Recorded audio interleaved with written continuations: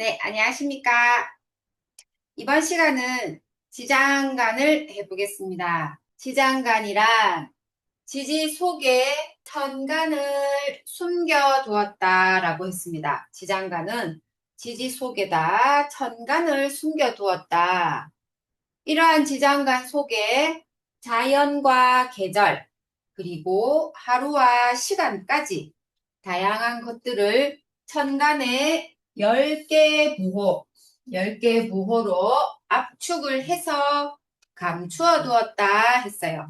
이렇듯 자연의 모든 것을 내포한 지장간의 활용을 잘 한다면 문제에 대한 해결 방법까지 어렵지 않게 풀이할 수 있을 것이다. 자, 여기 제가 지금 도표를 만들었는데 이 빨간 글씨가 중요하다는 게 아니고요. 색깔을 달리해서 그냥 표시만 해둔 거예요. 중요한 게 아닙니다. 이렇게 보시면 자수라는 지지부호가 있죠. 지지 속에 이렇게 천간 글자 임수와 개수를 지장간으로 두었고 지금 그 얘기죠. 이 지장간 속에는 자연도 들어있으며 오행도 들어있고 또 계절을 나타낼 수도 있고 하루를 나타낼 수도 있고 시간까지 다양한 것들을 이 천간의 10개의 부호 속에다 다 감추어 두었다. 그래서 이러한 지장간 결코 지지 속에 숨어져 있다고 해서 간과해서 여길 것이 아니라 문제가 있으면 그 해결 방법을 이 지지부호 속에 감추어진 지장간을 통해서 우리가 알아볼 수가 있다라는 얘기예요. 실제 이 지장간은 신명에서도 마찬가지입니다. 해당되는 십신의 어떤 신명, 조상 영가가 무엇을 원하는가라는 것도 이 지장간을 잘 풀이를 한다면 무엇을 원하는지, 무엇을 전하는지 알 수가 있거든요. 그래서 지장간이라고 숨겨두었다고 해서 안일하게 생각하면 안 된다. 네, 다음에 지장간은 여기, 중기, 정기 이렇게 세 가지로 나뉘어지는데 여기는 전월의 기운이 넘어오는 것이고 중기는 처음으로 생겨나는 기운을 나타내며 정기는 본 계절의 기운으로 가장 강하게 드러내고 있다 했어요. 자, 이렇게 도표를 보시면 여기, 중기, 정기 이렇게 나뉘어져 있죠. 여기는 전월의 글자가 넘어오는 것입니다. 자월의 앞달은 해달이 되겠죠. 해달의 정기인 이 임수가 이렇게 자월의 여기로 들어오게 된다는 거예요. 자, 보시면 다 정기가 다 넘어가게 돼 있죠. 이렇게 다 이어져 간다. 그리고 중기. 중기는 처음으로 생겨나는 기운. 이 계절에 맞게끔 처음으로 생겨나는 기운이다. 축월의 신금. 신금은 변한다 했죠. 가공 또는 변화라고 했으니까 이 추월에는 가장 추운 계절에는 단단하게 변한다. 단단하게 변하기 시작한다 라고 하죠. 그래서 중기다. 다시 설명하자면 추월에 드러나는 생겨나는 기운, 추월에 생겨나는 기운을 중기라고 한다. 그리고 정기는 본 계절의 기운이랬어요. 본 계절의 기운. 추월의 본 계절이면 음력 12월이고 양력 1월이면 이때는 우리가 가장 춥다는 거를 몸소 느낄 수 있는 계절인데 이 정기가 기토 공간이라고 했죠. 공간인데 여기서는 단단하게 뭉쳐지는 공간이다 이랬거든요. 단단하게 뭉쳐지는 공간. 그러면 이게 얼음이 되죠. 얼음. 그러면 12월에는 얼음까지 얼려지게끔 하는 계절이다. 가장 춥다는 거를 이렇게 자연에서는 표현을 하는 거죠. 그래서 여기, 중기, 정기 요렇게 나뉘어져 있더라. 해당 월에 정기의 기운이 가장 강하더라. 그리고 해당 계절, 해당 월의 정기가 다음 달의 여기로 넘어가게 된다. 자, 이 도표는 보시기 편하게끔 제가 만들었습니다. 자, 처음 나오는 것이 자수가 나왔네요. 자수. 자수는 음수에 해당을 하죠. 하고, 자, 음력 11월을 가리킵니다. 음력 11월. 이제 추운 겨울이니까 물은 북쪽으로 올라가서, 자, 여기 이 북쪽에서 물이 머무르고 있으면서 그동안에 더러워졌던 많은 부유물이 떠다녔던 것을 이 북쪽 방향에서 스스로 정화를 시키는 게 바로 물속에 떠다니는 많은 부유물들을 가라앉히게 한다, 스스로. 그래서 자월의 물은, 동짓달 물은 가장 차고 맑다. 물의 본성을 그대로 가지고 있죠. 차고 맑다. 자수에는 지장간에 임수와 계수를 두었어요. 임수와 계수. 자, 여기는 마찬가지로 여기가 되고, 자, 계수는 전기가 되죠. 전기. 그래서 임수, 물이 흐르면서 계수, 흩어지면서 맑아진다. 동짓달의 물은 차고 맑다. 그 지장간에는 임계가 있는데 흐르는 물은 흩어져서 맑아진다. 아까 말씀드렸죠. 스스로 정화하는 능력이 있어서 많은 부유물들이 떠다녔던 더러운 물을, 부유물을 차게 하면서 온도에 의해 물이 차지면서 부유물을 가라앉히게 된다. 그래서 동짓달 물이 가장 차고 맑다. 네, 이렇게 이제 기억하시면 되겠고요. 여기 보니까 임수 뒤에 보니까 괄호에 숫자 10, 개수에 괄호에 숫자 20이 나와 있는데 이거는 무슨 얘기냐면 한 달을 30일 기준으로 해서요. 한 달을 30일 기준으로 했을 때 차지하는 비중이거든요. 전월의 해수의 정기인 임수가 4월에 여기로 넘어왔죠. 넘어왔는데 해월의 그 기운을 10일 정도 머무르고 있으며 개수 20일 정도는 수의 본성이죠. 수의 본성, 정기. 정기 아까 말씀드렸죠. 이 계절 4월에 가장 강한 기운을 나타낸다. 4월에 가장 강한 기운은 물을 차고 맑게 만드는 거죠. 그래서 이렇게 맑아진다라는 겁니다. 그래서 초반보다 한 달 기준으로 했을 때 약 10일 정도가 앞달의 기운을 그대로 가져와 있으며 동짓달에 본격적으로 20일 정도는 기온이 떨어진다. 차고 맑아지니까 기온이 떨어져야 되겠죠. 그렇게 이해를 하시면 되겠어요. 다음에 축토가 나왔습니다. 축토. 축토는 음토이면서 섣달이죠. 섣달이 됩니다. 가장 추운 1월달이 되죠. 1월달. 축토의 이미지는 가둔다라고 했어요. 가둔다. 자, 무엇을 가두는지 한번 볼게요. 축토의 지장간에는 이렇게 개수와 신금과 기토가 들어가져 있습니다. 전월의 정기의 기운이 축토에 여기로 들어왔습니다. 동짓달에 차고 맑은 물이 신금부 이미지 기억나세요? 가공 또는 변화라고 했죠. 변화. 단단하게 변한다고 했어요. 어떻게? 기토가 공간이죠. 공간인데 이때에 덩어리지는 공간이라 생각하시면 되죠. 덩어리진다. 그래서 자 조합을 해보니까 동짓달 차고 맑은 물이 단단하게 변하여 기토 덩어리지더라. 이 말인즉슨 얼음이 온다는 거죠. 이 계절에는 얼음이 오는 계절이다. 그만큼 춥다라는 거죠. 마찬가지로 지금 지장간을 이해를 하실 때도요. 앞서 우리가 수업에 지지 수업을 했을 때 제가 일부러 접목을 시킨 부분도 있습니다. 단어의 특색보다는 계절의 변화에 제가 초점을 맞춰서 이해하시기 편하게끔 제가 해드렸거든요. 마찬가지로 그때 그 지지할 때 그 설명들을 약간 되새김질 하시면서 보신다면 아마 이해가 빠르지 않을까 싶어요. 다시 정리를 하자면, 자, 축월은 가장 추운 섣달인데 섣달에는 어떠한 현상이 있느냐? 동짓달 맑은 물이 차고 맑았던 물이 싱금 단단하게 변하는데 어떻게 변하느냐?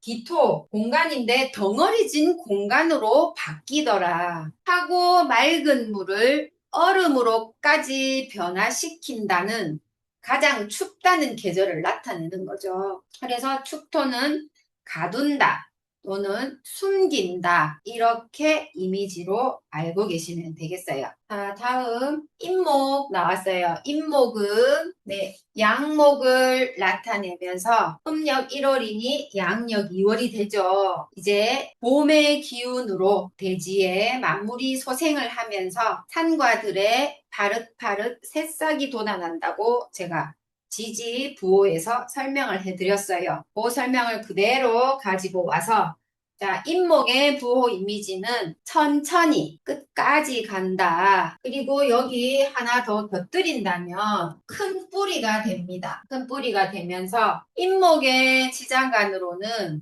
무토, 병화, 간목 이렇게 세 개가 들어있어요. 자, 임목의 계절에는 산과 들에 무토 공간이죠. 산과 들에 병화, 새싹이 간목 돋아난다. 저는 이렇게 표현을 했습니다. 근데 또 다르게 표현을 할 수도 있겠죠. 공간에 병화, 새싹이라고 했는데 화는 형체가 없다고 알고 있는데요. 그러실 수 있죠. 화는 자연에서 유일하게 형체가 없다고 했습니다. 하지만 자 여기서는 새싹이라고 표현을 했죠. 병화의 이미지가 사방팔방으로 이라고 했습니다. 사방팔방.